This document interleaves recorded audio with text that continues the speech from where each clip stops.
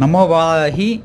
இன்று 3/7/2025 வியாழக்கிழமை காலை 9:30 மணிக்கு மகா மிருத்யுஞ்சயா யாகம் மற்றும் மாலை 4:30 மணிக்கு சிவசக்தி கலச ஸ்தாபிதம் பள்ளிகொண்டாவில் அமைந்துள்ள திரிஸ்தலம் துர்வாசிரமத்தில் நடைபெற உள்ளது. பக்தர்கள் அங்கே சென்று அந்த யாகத்தில் கலந்து கொண்டு மற்றும் மாலையில் நடைபெற உள்ள சிவசக்தி கலஸ்த ஸ்தாபிதத்தில் பங்கேற்குமாறு கேட்டுக்கொள்கிறோம்.